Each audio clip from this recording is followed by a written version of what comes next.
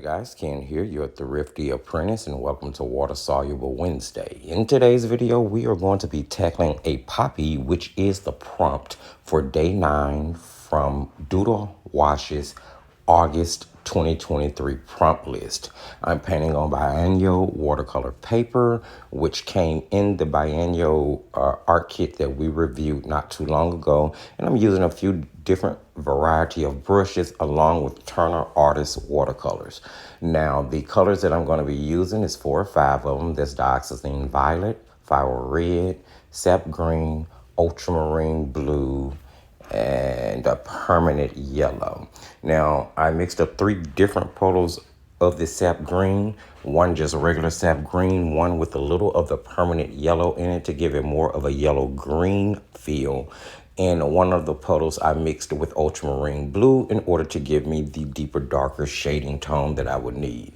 I'm using all of that to paint in my stems, my buds, as well as my little leaf that I have here.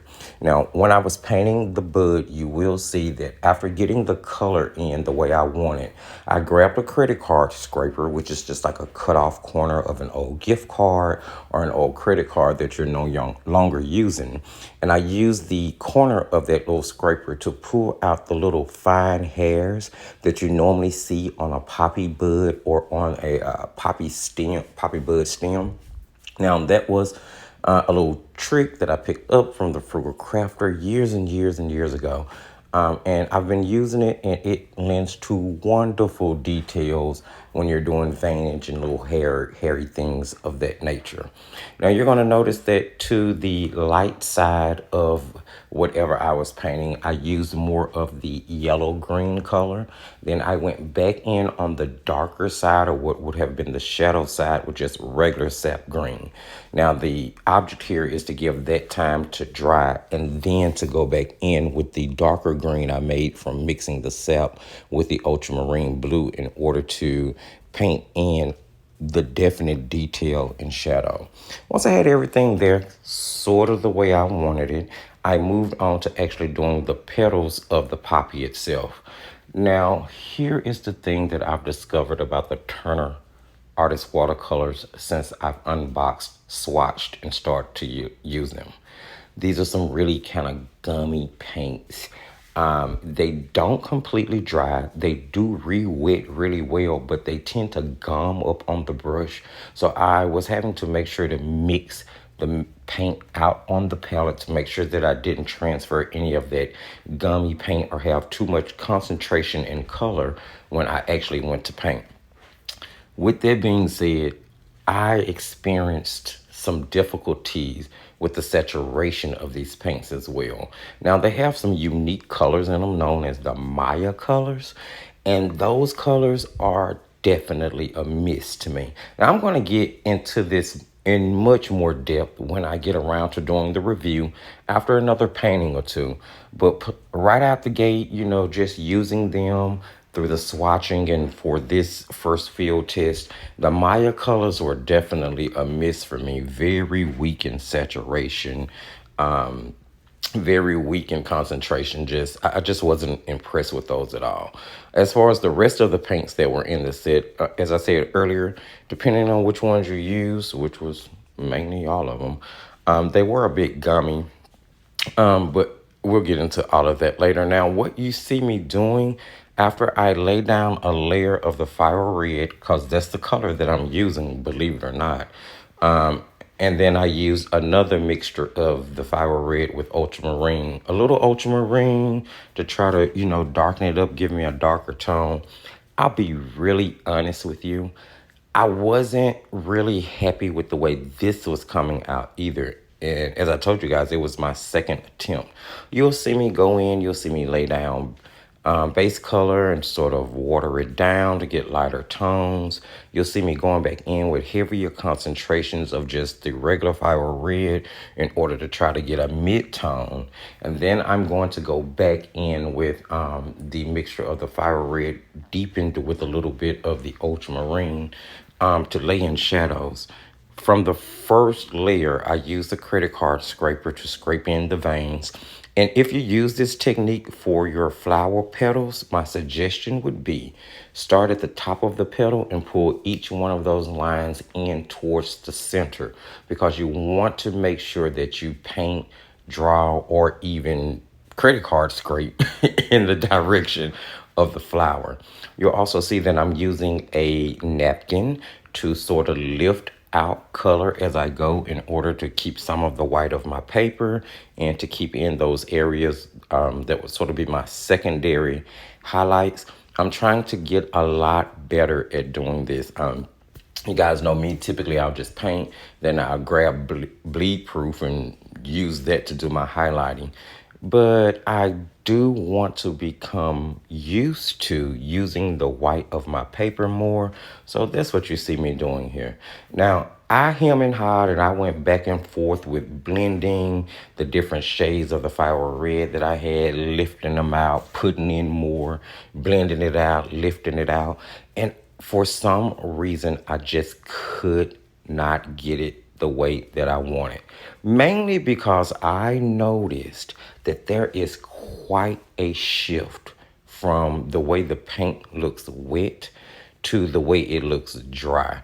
And then it also seems to lose just a little bit of the luminosity. Now, I don't know if it's just me, and I've painted with a lot of different paint sets, but I was really, struggling a little bit. And as I said, this is my second attempt at this one. So once I decided I really didn't like what I was seeing on the petals, I took a scraper. There was a Manta scraper by Royal and Langnickel, and I lifted everything that I had done out as much as I could because, of course, that fire red did stain the paper. Once I gave that time to dry, I attempted it again. I just went back in over the entire flower with a base layer of just regular fire red. Then I started to do in the shadow areas, the outline of each of the petals. All of this was being done with the darker mixture, which contained the ultramarine blue. What I wanted to do was try to use what had been lifted as the base and then build on that. So using that as the lighter tone, I went in and immediately started adding the darker tones to divide the petals, to give the petals on the outside a little bit more definition, to make sure that the area where the stamens would be coming out of the center of the poppy itself, I wanted to make sure that it felt lifted. Once all of that dried, then I started to go in and just kind of scumble in the secondary color, which again was fire red in a more concentrated feel.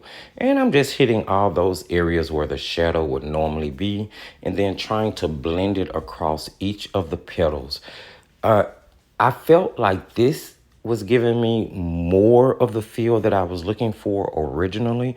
It didn't seem as kind of dark or as dead as it was feeling before I decided to lift all of the red out. And listen, don't ever be scared to do that. Guys, if your painting is going in a direction that you are not happy with, well, number one, I always tell you, never give up. Always persevere to the end. You do not ever know how it's going to come out. But there comes a time, especially when you get to the ugly stage, so to speak, of your paintings, when you may want to just, scrap it. Let me lift this color out and start again.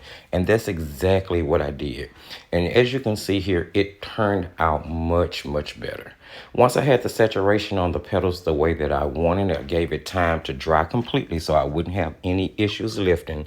Then I took that mantle that I used to originally lift out all the color, and I went around each of the petals, lifting out highlight. I wanted to give it more roundness, more body, give it more of a real kind of overfeel, like the petals were flowing over. And then once I was satisfied with that, I jumped in to paint the center.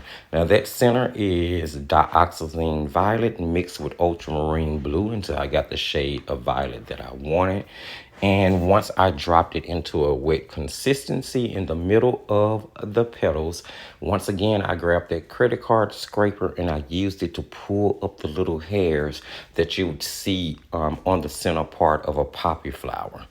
After that, it was pretty much home free. It was more so just basing in and getting all of my shadows right. I took that dioxazine violet and actually mixed it into the darker tone of green, so it really became sap green, ultramarine blue, and dioxazine violet. And that's what I used to go in and put in all of the shadowing. Sprinkled in some sap green in the background below the leaves and the buds, sprinkled in some fire red in the background, just splattering it around the actual flower itself. To top everything off, I'm going in with a little Prismacolor pencil. Now I use the crimson to base in all of the darker tones, just give them a little bit more saturation, because I'm not really coloring the flower and my pressure is super light. But Prismacolor is so soft that a super light touch does a lot. A little goes a long way. Then I'm going back in with poppy red, just to blend in that mid-tone color a little bit more, just giving a little bit more body. I think it turned out really nice this way. I was ultimately satisfied with everything that I saw. I'm going to grab a dark green Prismacolor pencil and go in and just hit the shadow areas. And that's pretty much going to bring it to an end after I sign it and untape it. Guys, thank you for joining me here on this Watercolor Wednesday. If you saw anything that you liked, anything that was helpful, said anything that was a tip or a trick or a technique that you'll be able to use, please don't forget to give the video a thumbs up. Share the video. Sharing is caring, and maybe someone else will enjoy seeing this. Remember that the video description has all of the relevant links: paints, pencils, pastels, and markers, where we do all things artsy and crafty on Facebook. Feel free to join us there. Most recommended product list is in the video description, along with the Etsy shop, in case you want to support the channel, which I have to say, guys, I will be uploading some stuff in the Etsy shop this week. If you guys want to go and check this stuff out towards the end of the week, greatly appreciated. Support is always needed, welcome, and loved. All right, guys, that's pretty much going to bring us to an end. I'm going to go ahead and outline it there, pull off the tape. And remember, as I tell you guys at the end of every single video, just keep painting and crafting.